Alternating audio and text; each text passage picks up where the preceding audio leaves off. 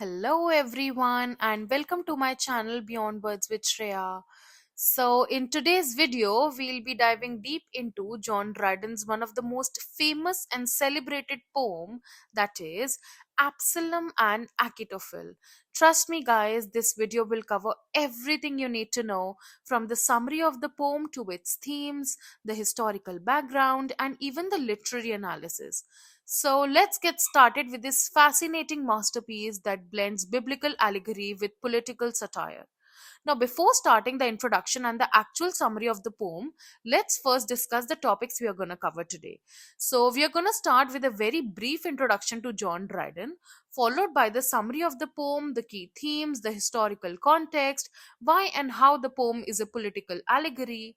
Also, guys, I've mentioned two major events of Dryden's time here in the presentation, that is the popish plot and the exclusion crisis. Now, when we look into these events, they are extremely crucial because they include Charles II's reign in England and how Dryden favored Charles II.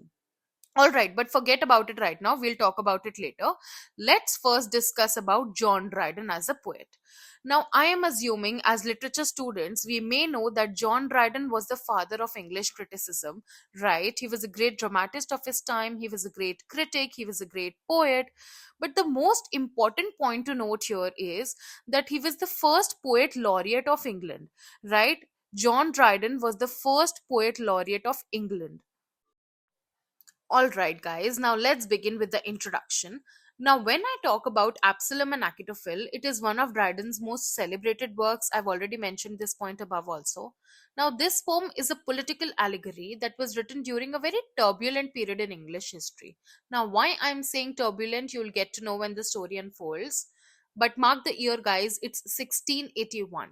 The poem was written in 1681. And what makes this poem so special is how it blends a biblical story with a sharp critique of the politics of Dryden's time, the actual politics of Dryden's time. So, this poem is based on true events, actual events that took place in Dryden's time, right? And Dryden very wittily mocks the people who were against the king at that time, right? So, of course, this poem is a mock heroic satire that uses humor and irony to address serious issues like rebellion, ambition, and loyalty. And when I say rebellion, ambition, and loyalty, I mean these three themes are also central to the poem. Also, Dryden draws inspiration from the Bible and specifically from the story of King David, Absalom, and Achitophel. But he gives it a very modern twist to reflect the political drama of his day. Alright, and this makes the poem relevant not only for understanding history but also for appreciating Dryden's brilliance as a poet and even a satirist. Right? All right, now let's begin with a quick overview of the story. The poem is set in a biblical context, centered on King David and his kingdom of Israel. So, the setting of the poem is Israel, and King David is the king of Israel. The main characters include David, the wise and legitimate king, Absalom, his handsome and ambitious but illegitimate son. Who is the illegitimate son? Who is born from another woman. Right? Achitophel, a very, very clever and manipulative counselor. Counselor of whom? King David. Right? Now, the poem explores major themes like ambition, rebellion, and loyalty while cleverly drawing parallels to the politic events of 17th century England. As I mentioned above, that the events in the story, the events in the poem are true. They actually reflect the 17th century England political events, the events that actually happened during Dryden's time. Right? Now, to make it easier to understand, let's break the story into key parts. Now let's start with the rise of Absalom.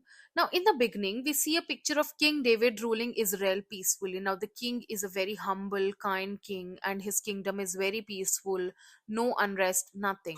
And his favoritism for Absalom becomes clear. Now, out of all the illegitimate children, Absalom is the most favorite to King David. And Absalom is not only brave and handsome, but he's also loved by the people of Israel. Both king and people of Israel love him. Right? And Dryden describes him as a young hero with a great potential. However, the unrest begins to grow in Israel. First, the kingdom is very peaceful, calm, but later the unrest begins. The people of Israel, they start to desire more freedom. Suddenly, they want liberty, and this paves the way for dissent. And this also sets the stage for Absalom's rise as a potential leader and the brewing of a rebellion against his own father. You will discover this in the later slides.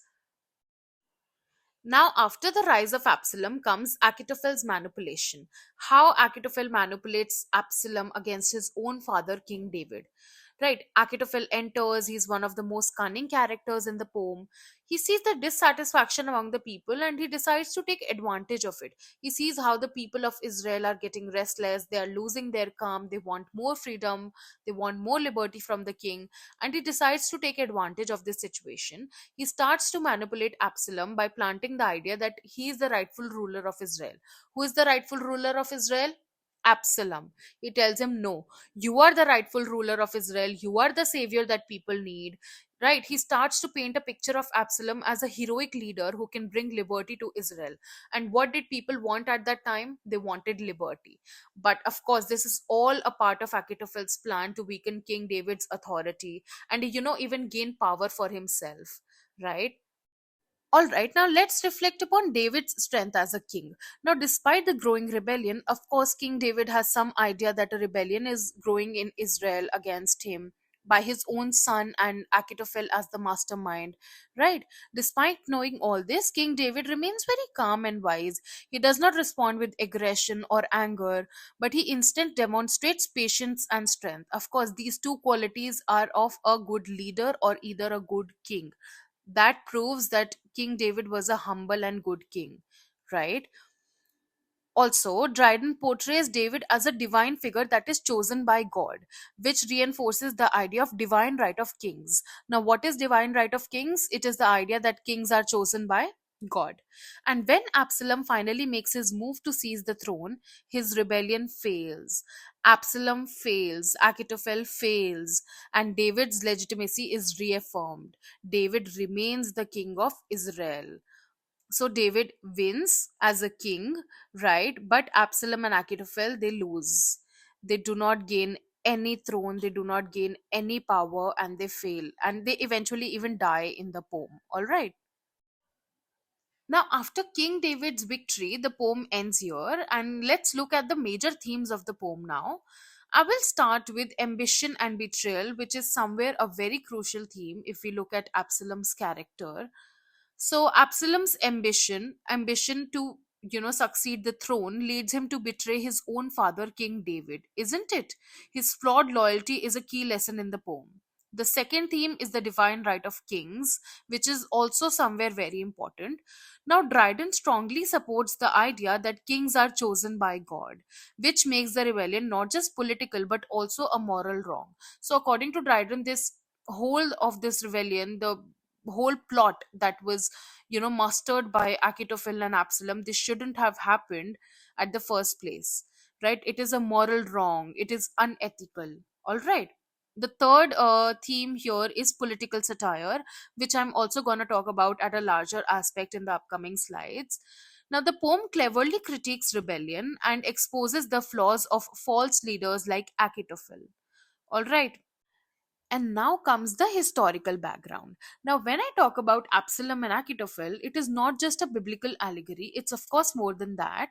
It's also a commentary on the politics of Dryden's time, the actual politics. I told you guys, of course, these events that Dryden has portrayed in the poem were the real events that Dryden has very wittily mocked and satirized, right? These characters and these events in the poem, they mirror the actual political tensions that were prevalent in Dryden's time during the reign of Charles II. Now you get the point. Now, who is Charles II?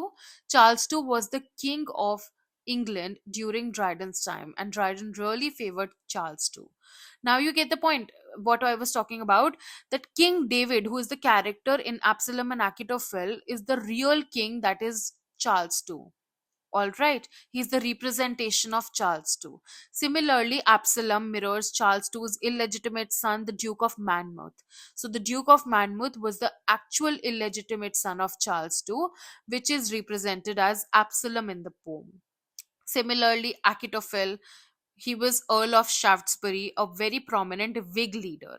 Now, guys, I will tell you, there were two parties during, the ruling and the reign of Charles II. That was Whig party and Tory party. So the Whigs, they were against the king, and the Tories, they supported the king. All right, and this connection between history and literature is what makes this poem so fascinating. Now let's talk about the exclusion crisis, which was a very major event during Dryden's time.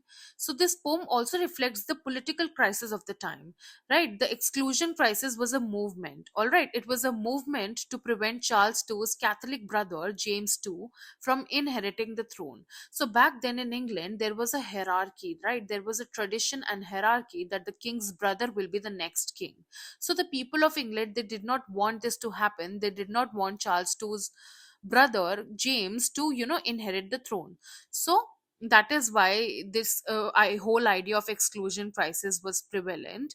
And Dryden, who supported the Tories, wrote this poem to critique the Whigs. I already discussed, Tories were the people who supported the king, and Whigs were the people who were against the king.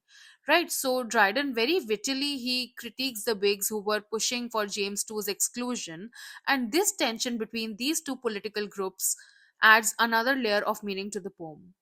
Okay? Another major event of Dryden's time was the Popish plot. Right, the Popish plot was a fabricated conspiracy claiming that Catholics were planning to assassinate Charles II. But this was a rumor, right? The rumor intensified political tensions and led to widespread paranoia all around England. All right, and Dryden addresses these events in the poem using satire to highlight the absurdity and danger of such political schemes. Now let's reflect upon the literary analysis, that how the poem is a political allegory and a mock heroic satire. Now, from a literary perspective, Absalom and Achitophel is a masterpiece.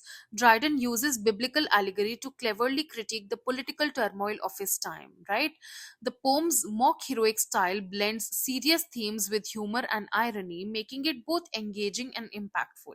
And this combination of political insight and literary brilliance is why Dryden is considered one of the greatest poets of his era. Okay.